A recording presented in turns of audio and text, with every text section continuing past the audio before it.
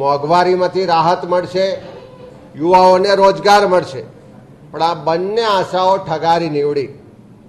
ગુજરાતની પ્રજા જે મોંઘવારીનો માર સહન કરી રહી છે, ખાસ કરીને ગૃહિણીઓ, ઘર ચલાવવું મુશ્કેલ છે. પ્રજાને આશા હતી કે આ બજેટમાં ગેસનો બોટલ 450 રૂપિયે ગુજરાતના ગૃહિણીઓને મળશે, પણ એ ગૃહિણીઓની આશા પર પણ પાણી ફેરવી દીધું. કોઈ પણ જાતની રાહત એમાં આપવામાં નથી આવી. લાખો બેરોજગાર યુવાનો જે સરકારી ભરતીની રાહ જોવે છે, પરીક્ષાની તૈયારીઓ કરે અને ભરતી થશે ને પોતાનું ભવિષ્ય એક સુરક્ષિત બનશે એવી આશા સાથે બેઠા હતા, એવા યુવાનોને પણ ચોક્કસ સમય મર્યાદામાં ભરતી થાય ને કાયમી નોકરી મળે એવું કોઈ પણ નક્કર આયોજન આ બજેટમાં જોવા મળ્યું નથી.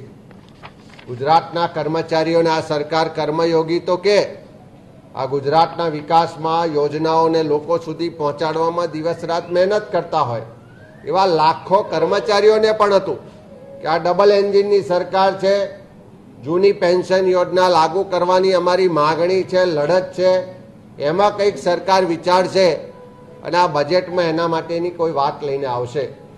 પણ જૂની પેન્શન યોજના લાવવાની કોઈ પણ વાત આ બજેટમાં કરવામાં નથી આવી, એટલે લાખો કર્મચારીઓની આશાઓ પર પણ પાણી ફરી વળ્યા છે. ખાસ કરીને આવકો વધી, સામે ઉત્સવો તાઇફા થયા અને એના કારણે લોકોને રાહતો ના મળી, પણ રાજ્યનું દેવું વધ્યું. 2023-24માં રાજ્યનું દેવું હતું 3,77,962 કરોડ રૂપિયા અને એના માટે બજેટમાં જે વ્યાજ ચૂકવવામાં આવ્યું એમાં ગત વર્ષે 25,212 કરોડ રૂપિયા તો ખાલી વ્યાજ પાછળ ખર્ચ થયો હતો. આ વખતનો જે અંદાજ આપવામાં આવ્યો છે 2024-25નો, એ અંદાજ મુજબ રાજ્યનું દેવું થશે 4,26,380 કરોડ, એટલે ગત વર્ષ કરતા 50,000 કરોડ રૂપિયાનું દેવું વધારવા સરકાર જઈ રહી છે. અને એની સામે જે વ્યાજમાં પૈસા જશે એનો અંદાજ આપ્યો છે, એ ગત વર્ષે 25,000 કરોડ રૂપિયા વ્યાજમાં ખર્ચ થયા હતા, આ વખતે એમાં વધારો થઈને 35,000 કરોડ રૂપિયા તો ખાલી વ્યાજમાં જવાના. એટલે એમ કહેવાય કે દેવું કરીને ઉત્સવો કરવામાં આવે છે અને દેવું ચૂકવવા પણ ભવિષ્યમાં લોન લેવી પડે એવી સ્થિતિનું નિર્માણ થાય એવું આ બજેટમાંથી સ્પષ્ટ જોઈ શકાય છે. ગુજરાતમાં જે કર્મચારીઓ છે, નિવૃત્ત કર્મચારીઓ છે, એમને દર વર્ષે જે પેન્શન ચૂકવાય છે, ગત વર્ષની વાત કરીએ તો 24,000 કરોડ રૂપિયા પેન્શનમાં ચૂકવાયા હતા અને એથી વધારે 25,000 કરોડ રૂપિયા ખાલી વ્યાજમાં ચૂકવવામાં આવે છે. એટલે કર્મચારીઓના પેન્શન કરતાં પણ વધારે રકમ ફક્ત ને ફક્ત વ્યાજમાં જાય. આ સરકારે હંમેશા ભેદભાવવાળી નીતિ રાખી છે. એક બાજુ શહેરીકરણ વધતું જાય એને પ્રોત્સાહન આપે છે, બીજી બાજુ ગામડા તૂટતા જાય છે એને રોકવા માટેનું કોઈ નક્કર આયોજન નથી. અંદાજ આપ્યો કે 2047 સુધી 75% વસ્તી શહેરોમાં આવશે. એનો સ્પષ્ટ મતલબ છે કે અત્યારથી જ તમે ગામડાઓ પ્રત્યે ભેદભાવ રાખો છો.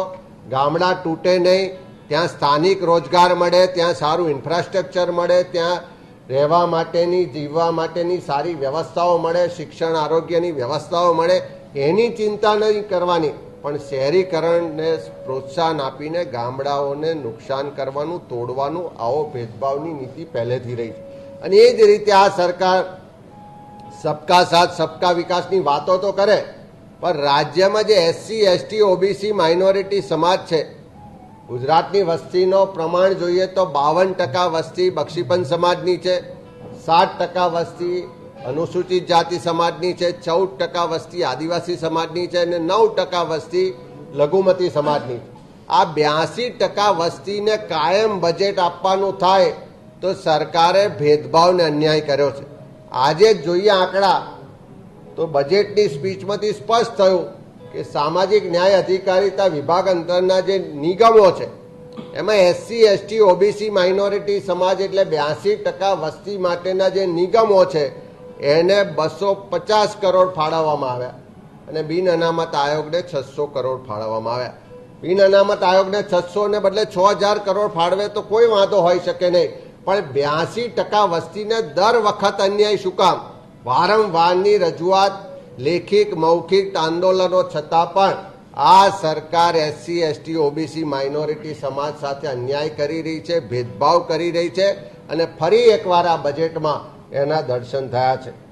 એક બાજુ ગુજરાત હોય કે દેશના ખેડૂત માટે ભાષણ તો કરવામાં આવે કે ખેડૂતોની આવક બમણી કરી દેવામાં આવશે, ખેડૂત મારુતિ કાર લઈને ફરતો થઈ ગયો, પણ આજે પણ ગુજરાતનો ખેડૂત આર્થિક રીતે પાયમાલ છે, દેવાદાર છે, એને ઉત્પાદનના પૂરતા બજાર ભાવ નથી મળતા અને આખું બજેટ